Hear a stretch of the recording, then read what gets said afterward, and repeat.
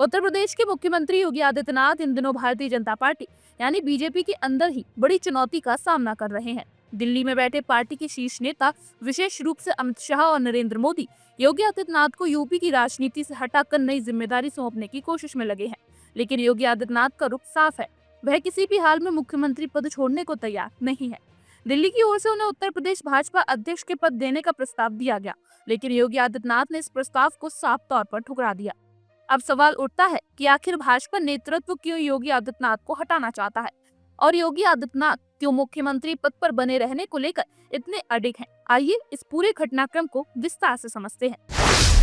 भाग 1, भाजपा नेतृत्व और योगी आदित्यनाथ के बीच तनाव की शुरुआत। योगी आदित्यनाथ साल 2017 में उत्तर प्रदेश के मुख्यमंत्री बने थे। उस समय उनकी हिंदुत्ववादी छवि के चलते भाजपा नेतृत्व में उन्हें प्रदेश की कमान सौंपी थी। लेकिन पिछले कुछ वर्षों में योगी आदित्यनाथ का प्रभाव इतना बढ़ गया है कि वह उत्तर प्रदेश में भाजपा के सबसे ताकतवर चेहरे के रूप में उभर कर सामने आए हैं। 2024 के लोकसभा चुनाव के बाद भाजपा के भीतर यह चर्चा तेज हो गई है कि यूपी में पार्टी का नियंत्रण पूरी तरह से योगी के हाथों में जा रहा है। पार्टी के कई सांसदों और विधायकों ने शिकायत की कि योगी आदित्यनाथ की कार्यशैली बेहद सख्त और एक तरफा है। इसके अलावा केंद्र में बैठे कई बड़े नेताओं को यह लगने लगा कि योगी आदित्यनाथ का कद इतना बड़ा हो चुका है कि वह भविष्य में पार्टी के लिए चुनौती बन सकते हैं। भाग 2, योगी को भाजपा प्रदेश अध्यक्ष बनाने की रणनीति। दिल्ली में भाजपा नेतृत्व में योगी आदित्यनाथ को मुख्यमंत्री पद से हटाकर उत्तर प्रदेश भाजपा अध्यक्ष की जिम्मेदारी देने का प्रस्ताव दिया। इस रणनीति के पीछे 2 कारण थे। नंबर 1, योगी का कद सीमित करना। यूपी भाजपा अध्यक्ष का पद मिलने के बाद योगी का प्रभाव केवल संगठन तक सिमट जाएगा। इससे उनका मुख्यमंत्री के रूप में बड़ा प्रभाव कम हो जाएगा। नंबर 2, 2027 के विधानसभा चुनाव की रणनीति। केंद्र में भाजपा नेतृत्व चाहता है कि यूपी में एक ऐसा चेहरा मुख्यमंत्री बने जो पूरी तरह से दिल्ली के निर्देशों पर काम करे। भाग 3, योगी आदित्यनाथ का सख्त रुख। जब भाजपा नेतृत्व में योगी आदित्यनाथ को यूपी भाजपा अध्यक्ष पद की पेशकश की तो उन्होंने इसे ठुकरा दिया। योगी ने साफ कह दिया कि वह मुख्यमंत्री पद छोड़ने को तैयार नहीं है। योगी आदित्यनाथ का ये फैसला महज एक व्यक्तिगत जिद नहीं है, बल्कि इसके पीछे उनकी राजनीतिक रणनीति भी है। नंबर 1, हिंदुत्व का चेहरा। योगी आदित्यनाथ खुद को हिंदुत्व के सबसे बड़े चेहरे के रूप में स्थापित कर चुके हैं। अयोध्या में राम मंदिर के निर्माण के बाद उनकी लोकप्रियता चरम पर है और वह इस छवि को छोड़ना नहीं चाहते। नंबर 2, पूर्वांचल का मजबूत पकड़।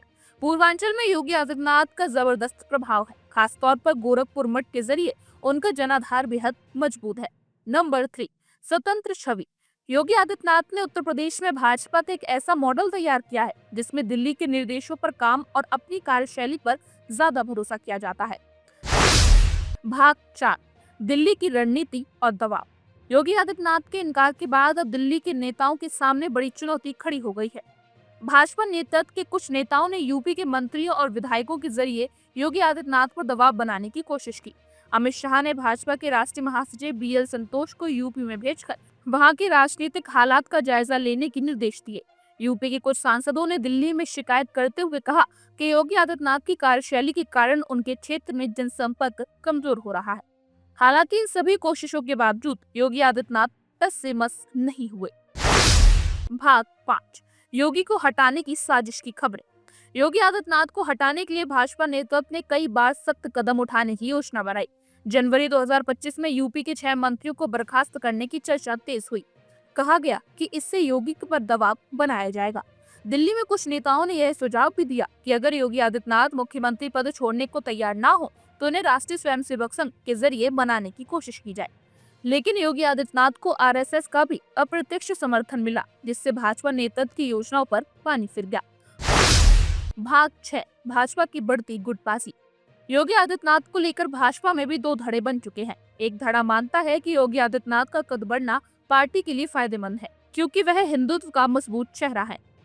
दूसरा धड़ा इस बात से चिंतित है कि अगर योगी का प्रभाव इसी तरह से बढ़ता रहा तो वह भविष्य में अमित शाह और मोदी के लिए चुनौती बन सकते हैं।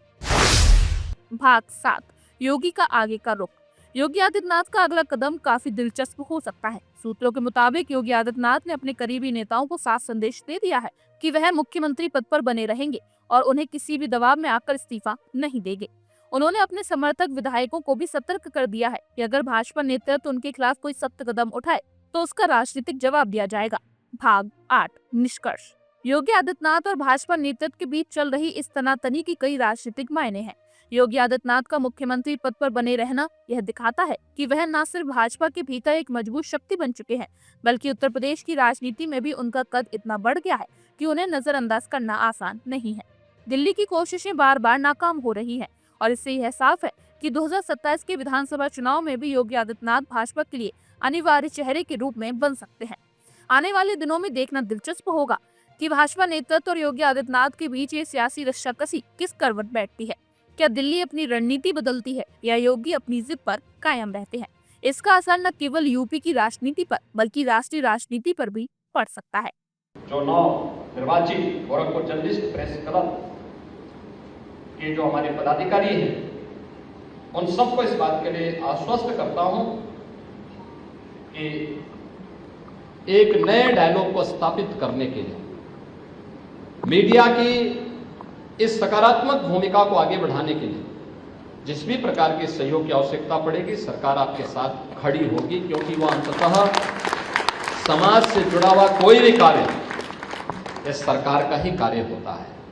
यह आवश्यक नहीं कि सरकार के एजेंडे के अनुसार आप चलें, लेकिन हाँ, जो भी इस प्रकार की पहल होगी जिससे समाज का कल्याण का मार्ग प्रशस्त होता है, उसमें सरकार की पूरी सकारात्मक भूमिका के साथ सहयोग उन सभी संस्थाओं को और उन सभी संगठनों को प्राप्त होगा जो इस भावना के साथ अपने कार्यक्रम को आगे बढ़ा रहे हैं। इस कार्यक्रम के पहले मुझे मां शाकंभरी विश्वविद्यालय के नवनिर्मित भवन को देखने का अवसर प्राप्त हुआ। सहारनपुर में भी विश्वविद्यालय हो, यह आज से 10 वर्ष पहले कल्पना थी। 5 वर्ष पहले तक कोई सोच भी नहीं सकता था कि यह हो सकता है, लेकिन नवल इंजन की सरकार ने सहारनपुर में मां शाकंभरी के नाम पर विश्वविद्यालय का निर्माण किया है।